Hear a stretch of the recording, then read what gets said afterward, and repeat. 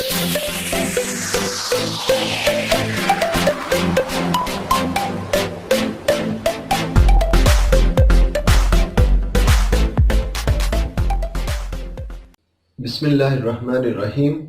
अल्लाहुम्मा सल्ली व सल्लिम अला नबिय्यिना मुहम्मद। अस्सलाम वालेकुम डियर स्टूडेंट्स एंड व्यूअर्स, मैं हूं सर उमर और आप देख रहे हैं केम फॉर यू, केमिस्ट्री आपके लिए। डियर स्टूडेंट्स, आज का हमारा टॉपिक आगे एक नया टॉपिक है रिएक्शंस ऑफ बेंजीन, जिसमें हमने बेंजीन के आगे रिएक्शंस के 3 पॉइंट्स डिस्कस करने हैं। एक है general pattern of reactivity of benzene, दूसरा बेटा हैलोजिनेशन रिएक्शन और तीसरा नाइट्रेशन रिएक्शन। और साथ ही हम इन टॉपिक से रिलेटेड इंपॉर्टेंट क्वेश्चंस को डिस्कस करेंगे या उनके बारे में बात करेंगे। सबसे पहले चलते हैं बेटा general pattern of reactivity of benzene. हमने पीछे पढ़ा है कि बेंजीन में 3 पाई बॉन्ड्स होते हैं, लेकिन वो पाई बॉन्ड्स अपनी पोजीशन चेंज करते रहते हैं, जिसकी वजह से इस अंदाज से भी स्ट्रक्चर को रिप्रेजेंट किया जाता है। लेकिन क्योंकि बेटा इसमें आप लोगों को बॉन्ड्स प्रॉपर समझ नहीं आने कितने, इसलिए बुक वालों ने ये स्टाइल बेंजीन को लिखने का रिएक्शंस को लिखते हुए यूज नहीं किया। उन्होंने इस स्टाइल से आपको रिएक्शन जो वो समझाए हैं, इससे आपको ज्यादा आसानी से रिएक्शन समझ आएंगे। इसलिए हम इसी स्ट्रक्चर को यूज करते हुए ज्यादातर रिएक्शंस को डिस्कस किया करेंगे। उसके साथ साथ हमने पढ़ा बेटा कि आम पाई बॉन्ड्स जैसे कि अल्कीन्स में लोकलाइज्ड पाई बॉन्ड होता है, वो ज्यादा रिएक्टिव होता है, जबकि बेंजीन के जो इलेक्ट्रॉन्स हैं वो डीलोकलाइज्ड होने की वजह से, वो रेजोनेंस शो करने की वजह से ज्यादा स्टेबल हैं, जल्दी इनके ऊपर अटैक नहीं हो सकता। इस बात को आप इस अंदाज से समझ सकते हैं कि अल्कीन्स जो हैं जिनमें डबल बॉन्ड होता है, उसमें हमने पढ़ा था जैसे HCl है, HBr वगैरह है, जहां पे हैलोजन पे पार्शियल नेगेटिव, हाइड्रोजन पे पार्शियल पॉजिटिव है, थोड़ा सा पॉजिटिव चार्ज है, तो ये अल्कीन्स के इलेक्ट्रॉन्स को अपनी जानब अट्रैक्ट कर सकते हैं। जो दूसरों के इलेक्ट्रॉन्स को अपनी जानब अट्रैक्ट करे उसको हम बोलते हैं इलेक्ट्रोफाइल, और जो पॉजिटिव चार्ज के ऊपर अटैक करे उसको हम बोल देते हैं न्यूक्लियोफाइल। ये इलेक्ट्रॉन लविंग, इलेक्ट्रॉन्स को अपनी जानब अटैक करने वाला, और ये nucleophile, nucleus loving, positive charge पे अटैक करने वाला। तो आम जो अल्कीन्स हैं जिनके अंदर पाई बॉन्ड लोकलाइज्ड होता है, एक फिक्स जगह पे रहता है, वो बहुत आसानी से अटैक कर देता है एज अ न्यूक्लियोफाइल किसी भी इलेक्ट्रोफाइल के ऊपर, खा वो इलेक्ट्रोफाइल कमजोर इलेक्ट्रोफाइल ही क्यों ना हो। जबकि बेंजीन में जो पाई बॉन्ड्स हैं, क्योंकि ये अपनी पोजीशन चेंज करते रहते हैं, इसलिए इनके साथ जब कोई इलेक्ट्रोफाइल रिएक्शन के लिए आता है, अगर तो वो कमजोर इलेक्ट्रोफाइल है, वीक इलेक्ट्रोफाइल है, यानी उसके ऊपर जस्ट थोड़ा सा पार्शियल पॉजिटिव चार्ज है, तो बेंजीन के इलेक्ट्रॉन्स उसकी जानब अट्रैक्ट नहीं हो पाते। लेकिन अगर इलेक्ट्रोफाइल अपने आप को जरा स्ट्रॉन्ग करके लाए, तगड़ा होके आए, तो स्ट्रॉन्ग अगर इलेक्ट्रोफाइल होगा, स्ट्रॉन्ग इलेक्ट्रॉन लविंग स्पीशीज होगी, बेंजीन के इलेक्ट्रॉन्स उसकी जानब अट्रैक्ट हो पाते हैं। तो दूसरे लफ्जों में अगर मैं ये कहूं कि बेंजीन वीक इलेक्ट्रोफाइल के साथ रिएक्शंस नहीं करती, बेंजीन के साथ जिसने रिएक्शन करना वो स्ट्रॉन्ग इलेक्ट्रोफाइल होगा, तो बेंजीन उनके साथ रिएक्शंस करेगी। और इसकी वजह क्या है? इसकी वजह बेटा बेंजीन के इलेक्ट्रॉन्स के पाई इलेक्ट्रॉन्स का हाईली डीलोकलाइज्ड होना, मूव करते रहना, उसकी वजह से ये पाई इलेक्ट्रॉन निस्बतन स्टेबल होते हैं आम अल्कीन्स के पाई इलेक्ट्रॉन्स की निस्बत, और इनके ऊपर अटैक करने के लिए इलेक्ट्रोफाइल्स को स्ट्रांग होना बहुत जरूरी है। तो अभी हम एक जनरल पैटर्न इसकी बेटा रिएक्टिविटी का डिस्कस करने जा रहे हैं, ये जनरल मैकेनिज्म कह लें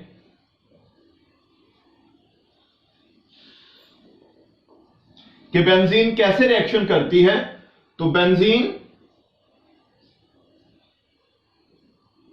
अगर कोई स्ट्रॉन्ग इलेक्ट्रोफाइल होगा, ई पॉजिटिव बेटा हम यूज करने जा रहे हैं स्ट्रॉन्ग इलेक्ट्रोफाइल के लिए, स्ट्रॉन्ग इलेक्ट्रोफाइल। तो बेंजीन के इलेक्ट्रॉन स्ट्रॉन्ग इलेक्ट्रोफाइल की जानब इसके पाई के इलेक्ट्रॉन्स अटैक्ट हो जाते हैं। इस किस्म का एरो मैंने आप लोगों को बेटा बताया हुआ पिछले टॉपिक्स के अंदर भी। जब हम ये एरो लगाते हैं इसका मतलब 2 इलेक्ट्रॉन्स या एक बॉन्ड जो है उसकी मूवमेंट को, उसकी शिफ्टिंग को ये शो कर रहा होता है ये एरो।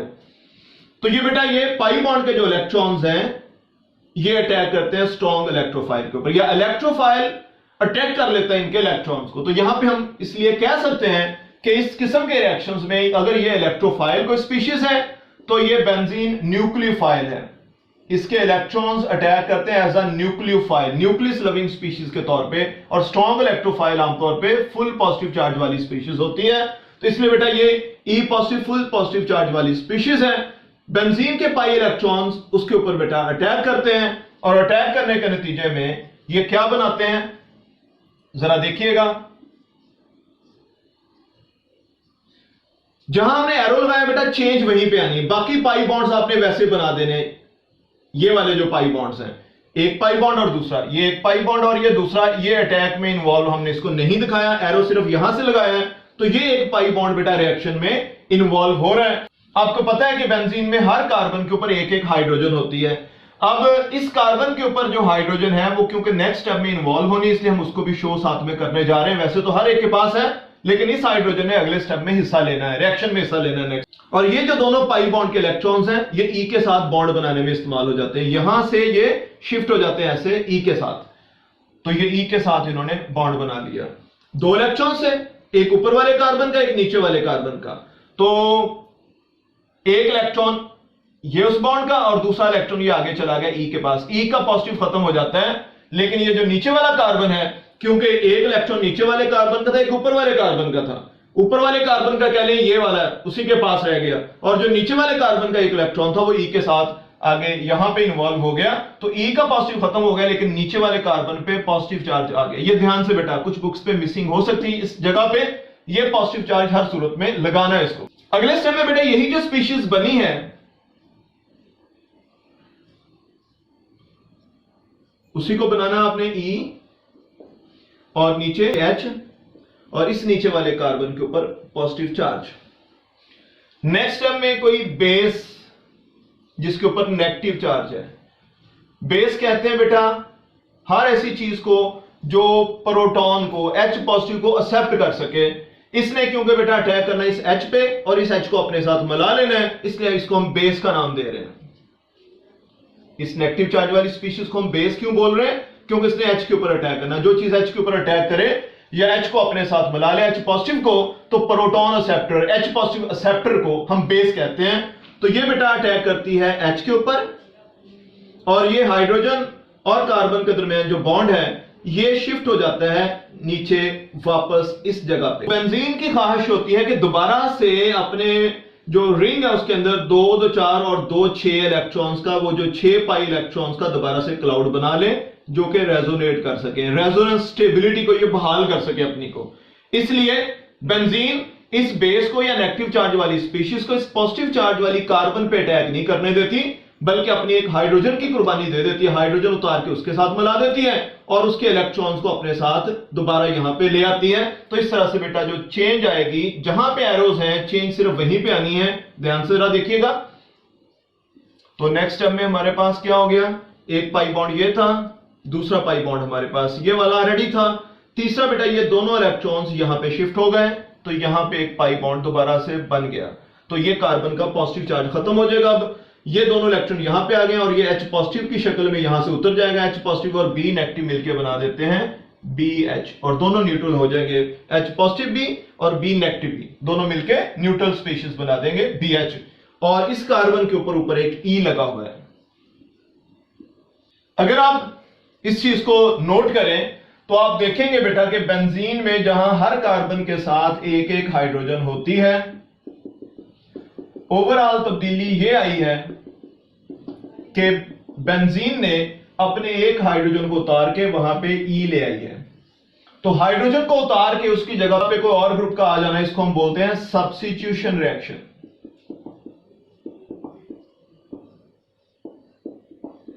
और अगर हाइड्रोजन की जगह पे जो आने वाली स्पीशीज है वो इलेक्ट्रोफाइल हो, तो इस किस्म के रिएक्शन को हम बोलेंगे इलेक्ट्रोफिलिक सब्स्टिट्यूशन रिएक्शन। तो बेंजीन आमतौर पे जो रिएक्शन शो करती है वो हाइड्रोजन को उतार के उसकी जगह पे समझ लें कि एक इलेक्ट्रोफाइल को ले आती है, इसलिए इस किस्म के रिएक्शंस को हम क्या बोलते हैं, इलेक्ट्रोफिलिक सब्स्टिट्यूशन रिएक्शंस। और बेंजीन सब्स्टिट्यूशन करवाना ज्यादा पसंद करती है क्योंकि उसमें उसकी जो रेजोनेंस स्टेबिलिटी है, वो जो 6 पाई के इलेक्ट्रॉन्स हैं या 3 पाई बॉन्ड्स हैं वो अपनी जगह पे मौजूद रहते हैं।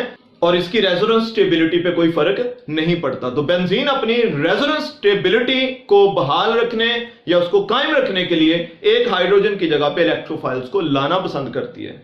एडिशन रिएक्शन जल्दी करवाना पसंद नहीं करती, क्योंकि उसमें उसकी रेजोनेंस स्टेबिलिटी जो है, वो जो डीलोकलाइजेशन है, वो जो हाईली डीलोकलाइजेशन है इलेक्ट्रॉन क्लाउड की, वो डिस्टर्ब होती है, वो डिस्ट्रॉय हो जाती है। तो इस तरह से बेंजीन के जो रिएक्शंस हैं वो ज्यादातर कौन से रिएक्शंस होते हैं? Electrophilic substitution reactions.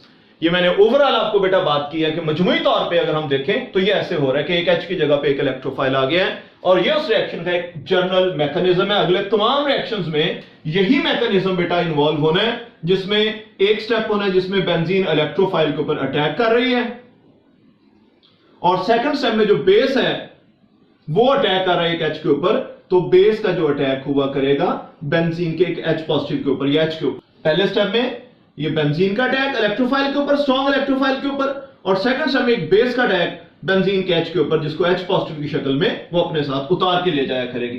तो ये दो स्टेप्स ऐसे बेटा कॉमन स्टेप्स हैं। अभी हम जितने भी आगे एग्जांपल्स पढ़ेंगे उन सब के अंदर ये स्टेप्स आएंगे, इसलिए इसको मैं यहीं पे रखता हूं और बाकी को मैं अरेज करके आपको अगले टॉपिक्स की जानब लेके जाऊंगा। नेक्स्ट हम बात करेंगे बेटा बेंजीन के जो इलेक्ट्रोफिलिक सब्स्टिट्यूशन रिएक्शन, उनमें सबसे पहला रिएक्शन है बेटा हैलोजिनेशन। अगर हम इसकी डेफिनेशन करना चाहें तो इंट्रोडक्शन, इंट्रोड्यूस होना, यहां पे सब्स्टिट्यूशन होगी हाइड्रोजन की जगह पे हैलोजन की, तो इंट्रोडक्शन का वर्ड उसको भी कवर करता है। Introduction of halo group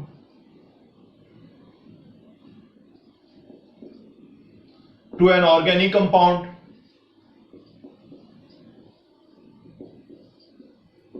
to benzene, इस चैप्टर के लिहाज से इज कॉल्ड हैलोजिनेशन। तो ये इसकी डेफिनेशन हो जाएगी। इसकी एग्जांपल्स जो है वो जरा देखना बेटा कि बेंजीन अगर रिएक्शन करती है X2 के साथ in the presence of FeX3, ये FeX3 इसमें वर्क करता है एज अ कैटालिस्ट। तो होता क्या है कि बेंजीन के ऊपर एक हाइड्रोजन की जगह पे आ जाती है हैलोजन, और एक हैलोजन जो हाइड्रोजन उतरती है बेंजीन के ऊपर से उसके साथ मिलकर बना देती है HX। इसकी एग्जांपल आप लिखना चाहें तो ऐसे लिख सकते हैं बेटा कि बेंजीन रिएक्शन कर रही है Cl2 के साथ in the presence of FeCl3। जो हैलोजन यहां पे हो आयरन के साथ भी वही हैलोजन, फेरिक क्लोराइड। तो इस तरह से बेटा एक हाइड्रोजन की जगह पे एक क्लोरीन और एक हाइड्रोजन एक Cl के साथ मिलकर बना देती है HCl। इसी की एक और एग्जांपल अगर आप बनाना चाहें तो ऐसे बना सकते हैं कि benzene plus Br2 in the presence of FeBr3। तो इस तरह से फिर वही रिएक्शन कि एक हाइड्रोजन उतर के Br को जगह दे देती है और एक H एक Br के साथ मिलकर बना देता है HBr। तो ये दोनों एग्जांपल्स हैं बेटा हैलोजिनेशन की। क्लोरीन के साथ या ब्रोमीन के साथ एग्जांपल से नहीं है। फ्लोरीन के साथ रिएक्शन बहुत फास्ट होता है और आयोडीन के साथ रिएक्शन वेरी स्लो होता है, इसलिए वो नहीं लिखने। इस रिएक्शन को थोड़ा सा समझने के लिए आप लोगों को ऐसे बेटा समझा देता हूं बात को। X2 एक H यहां से एक X के साथ मिलकर बना देती है HX, और एक X उसकी जगह चला गया। ये अभी ओवरऑल एक रिएक्शन है। इस रिएक्शन का बेटा हम बात करते हैं मैकेनिज्म क्या है। तो इसके मैकेनिज्म में बेटा FeX3 और X2 आपस में रिएक्शन करते हैं पहले,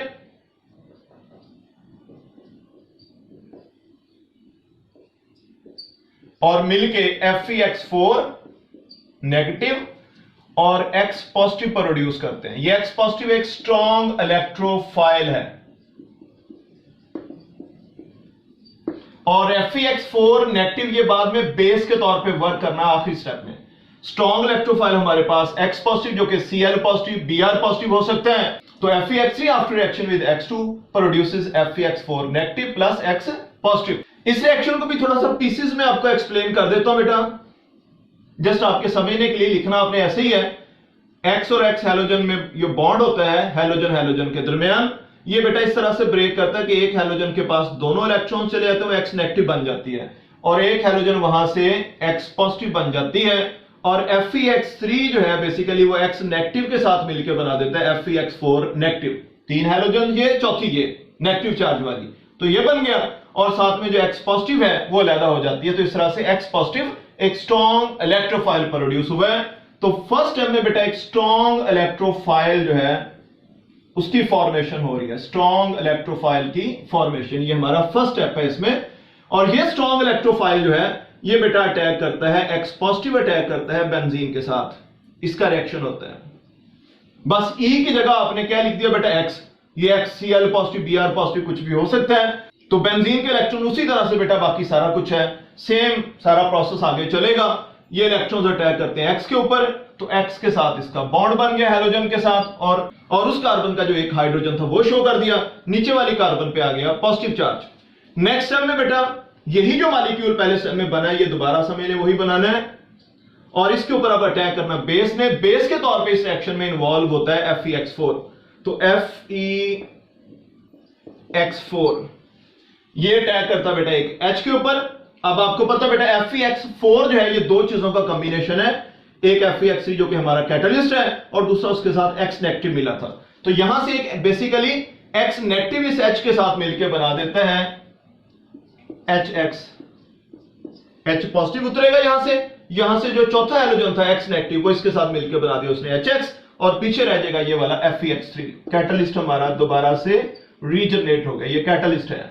तो कैटलिस्ट रिएक्शन के दौरान इन्वॉल्व हुआ है लेकिन एंड पे जाके वो दोबारा से रीजनरेट हो गया, तो साथ में हमारे पास प्रोडक्ट बन गई HX, और ये जो कार्बन है इस कार्बन के ऊपर एक हेलोजन लगी हुई है, ये इस तरह से बेटा लगी रहेगी। अच्छा यहां पे एक और चीज याद रखनी है, बाज़ औक़ात हमारे पास FeX3 मौजूद नहीं होता तो हम अकेले आयरन भी यूज कर सकते हैं। आयरन का पहले रिएक्शन हम X2 हेलोजन के साथ करवाएंगे और ये आयरन और हेलोजन मिलकर बना देती हैं FeX3 जिसने कैटलिस्ट के तौर पे वर्क करना है, और इसकी बैलेंस फॉर्म है हमारे पास बेटा 2Fe + 3X2 2FeX3। तो अगर हमारे पास FeX3 अवेलेबल नहीं है तो आयरन को लेके उसका हेलोजन के साथ रिएक्शन करवा के हम FeX3 इस तरह से भी प्रोड्यूस कर सकते हैं, और ये FeX3 आगे X2 ये हेलोजन के साथ मिलके आगे उसी तरह से ये सारा जो मैकेनिज्म है ये परफॉर्म करेगा। तो अगर हम आयरन के साथ लिखें तो तब मैकेनिज्म यहां से स्टार्ट हो रहा है हेलोजिनेशन का, अगर हम FeX3 के साथ लिखें तो मैकेनिज्म यहां से स्टार्ट हो रहा था। तो अगर हम आयरन के साथ लिख रहे हैं तो मैकेनिज्म में आपका पहला जो स्टेप है वो बेटा कैटलिस्ट की फॉर्मेशन है FeX3 की, सेकंड स्टेप में बेटा स्ट्रॉन्ग इलेक्ट्रोफाइल की फॉर्मेशन है, थर्ड स्टेप में बेटा बेंजीन का स्ट्रॉन्ग इलेक्ट्रोफाइल के ऊपर अटैक है, और फोर्थ स्टेप में बेटा बेस का अटैक है बेंजीन के हाइड्रोजन के ऊपर, ताकि वो बेंजीन की दोबारा से जो डीलोकलाइजेशन है वो बहाल हो सके।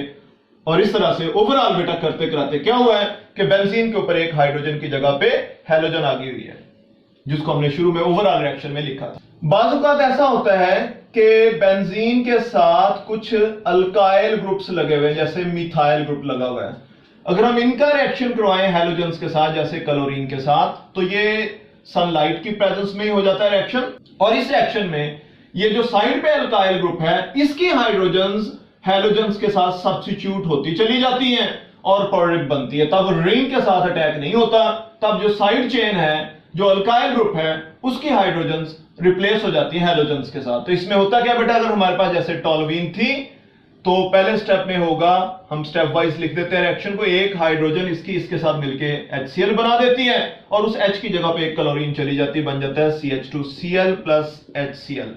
इसका नाम है बेंजाइल क्लोराइड। इतना जो ग्रुप होता है ना C6H5CH2 इतने को बेंजाइल कहते हैं, तो बेंजाइल क्लोराइड।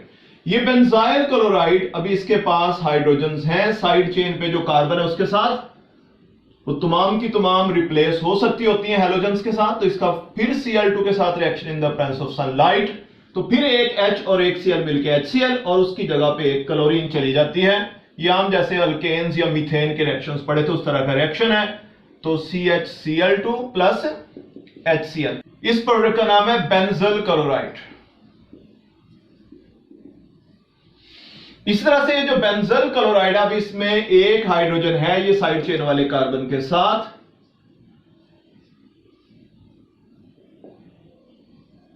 इसका फिर Cl2 ये हेलोजन के साथ reaction in the presence of sunlight, तो फिर एक H एक Cl के साथ मिलकर HCl और एक Cl उसकी जगह पे, यानी तीसरी हाइड्रोजन भी रिप्लेस हो गई या सब्स्टिट्यूट हो गई है, तो बन गया CCl3 + HCl। इसका नाम है बेंजो ट्राइक्लोराइड। यानी अगर बेंजीन के साथ साइड चेन के तौर पे अल्काइल ग्रुप्स लगे हों तो आमतौर पे वो सब्स्टिट्यूशन रिएक्शन शो करते हैं, बेंजीन सब्स्टिट्यूशन रिएक्शन तब शो नहीं करते। तो बेटा नेक्स्ट हम बात करते हैं नाइट्रेशन की। इसकी डेफिनेशन बड़ी सिंपल है, introduction of nitro group to an organic compound. Nitro group का किसी ऑर्गेनिक कंपाउंड के ऊपर इंट्रोड्यूस होना, आ जाना, इस बात को हम बोलते हैं नाइट्रेशन। और बेंजीन की नाइट्रेशन होती है when benzene reacts with nitric acid in the presence of sulfuric acid at 50 to 55 degree centigrade temperature. और नाइट्रिक एसिड और सल्फ्यूरिक एसिड ये दोनों 1:1 से आपस में लिए जाते हैं, यानी जितनी मिकदार में ये उतनी मिकदार में ये लिया जाता है। और इस रिएक्शन में होता क्या है कि बेंजीन के ऊपर एक H रिप्लेस होकर उसकी जगह NO2 ग्रुप आ जाता है, नाइट्रो बेंजीन बन जाती है।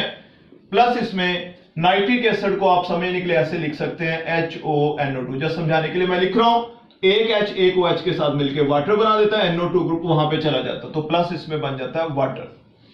इस रिएक्शन के अगर हम मैकेनिज्म की बात करें, ये था ओवरऑल रिएक्शन। मैकेनिज्म या इसकी डिटेल, तरीकाकार क्या है इस रिएक्शन का। तो इस रिएक्शन में ये जो सल्फ्यूरिक एसिड है ये कैटालिस्ट है, तो इसका रोल क्या जरा देखें। नाइट्रिक एसिड HONO2 लिख लें या चले HNO3 लिख लें, प्लस H2SO4, ये दोनों फर्स्ट स्टेप में आपस में रिएक्शन करते हैं। और इस स्टेप में हमारे पास क्या होता है, एक स्ट्रॉन्ग इलेक्ट्रोफाइल ये प्रोड्यूस होगा। क्या बनता है इस पहले स्टेप में जरा देखें, NO2 positive plus HSO4 negative plus water. ये NO2 पॉजिटिव नेक्स्ट स्टेप में वर्क करेगा स्ट्रॉन्ग इलेक्ट्रोफाइल के तौर पे। ये HSO4 जो है ये सेकंड स्टेप में वर्क करेगा, वहां पे जाके हमारे पास जैसे जो आमतौर पे बेस होती है, तो ये बेस के तौर पे, और साथ में वाटर प्रोड्यूस हो रहा है। तो बेटा ये जो NO2 पॉजिटिव है, नाइट्रोनियम आयन भी कहते हैं इसको, ये स्ट्रॉन्ग इलेक्ट्रोफाइल है।